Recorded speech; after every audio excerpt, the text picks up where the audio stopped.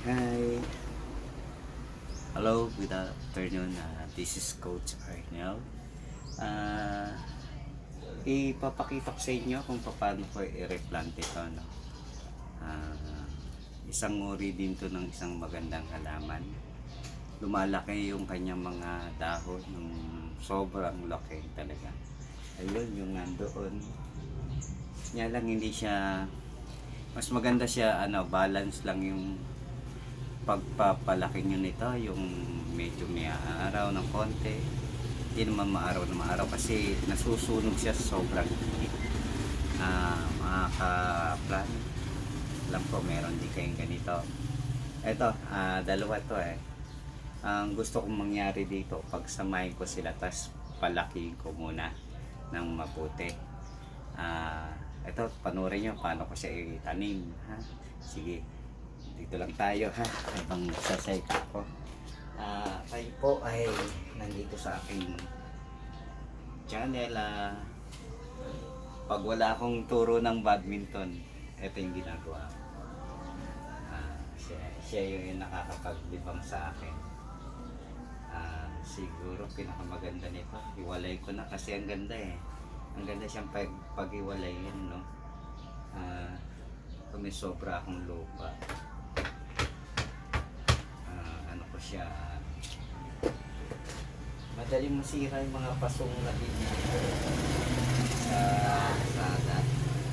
Maganda talaga nung makakabili ng mga ito. May lupa ako na yung nagsusupply dyan sa may malapit sa karerahan.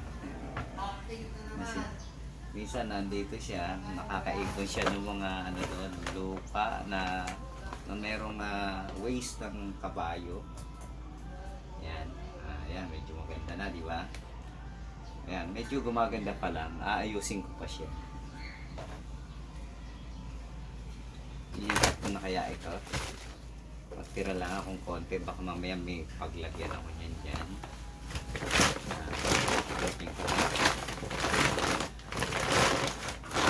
Medyo hindi ko na-prepare na magaganito ako ngayong hapon. Kanina kung nasubaybayan nyo yung video ko, nag-transfer ako ng pinya-pinyahan, yung may mga matutulis na parang kukong maliliit, parang cactus, parang din yan, parang snake plant.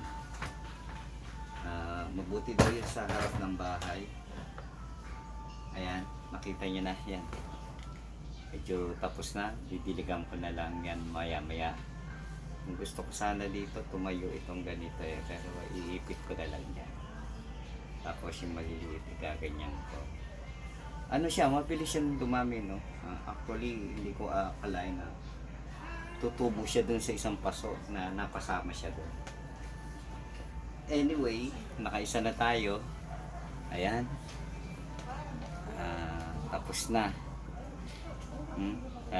Naibigan nyo ulit itong aking vlog.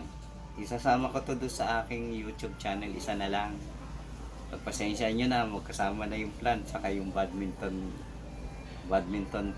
training ko sa mga varsity.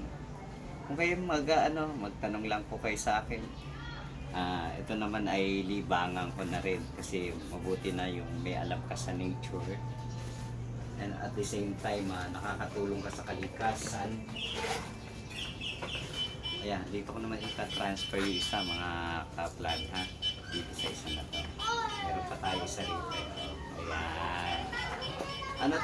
Pag nagkaugat dito ay hindi ko. Yung kasing kanina, paikot yung kanyang mga ugat. Ito parang hindi, no? Kasi nanganganak siya. Nanganganak siya talaga. Kahit maliit pa siya, nanganganak na siya. Kanya lang hindi masyado siya sa huwag laliman yung pagkakabaon ng kanyang ugat, kasi madali siyang mag-usbong pag ang ugat niya ay medyo sa ibabaw. Mas madali siya na pag lumalim kasi siya, mahirapan yung mga bagong sibol na na tumubo ulit. Katulad nitong isa na to, ayan o. Kung makikita nyo ito, magdadahon na yan mga kaplan. Kung makikita nyo, itong hawak ko, yan, magdadahon yan. Kaya yung may ugat siya, no, igigilid ko lang siyang ganyan para madali siyang lumitaw yung dahon niya. So, kahit tabunan nyo siya ng konti, okay na yan. Tutubo na siya. Huwag lang mapuputo yung pinaka bumbunan niya, yung sa ugat niya, meron siyang parang ulo. Meron siyang parang ulo na huwag lang mapuputol yun at hindi mamamatay yung ating plant. Ito, tapos na yung nakadalawa ako ngayon. Bali tatlo, pati yung pinya-pinyahan. So, sana magustuhan nyo itong vlog na to. At kung meron kayong panahon at gusto nyo mag-subscribe, ang mga ipopost ko dito yung aking sports, yung aking passion sa pagbabadminton, pagtuturo. Kasi nung araw naglalaro pa ako, ngayon 60 plus na tayo, hindi na tayo bumabata. So ang nag-focus na lang ako sa pagtuturo. At eto, pag wala akong turo, katulad nito, may mga pasok yung bata, pag Saturday, Sunday lang ako pagturo sa kanila. At tulungan nyo na rin ako sa aking YouTube channel, ha, mga kaplant at mga kabadminton na rin. Ito, God bless you all.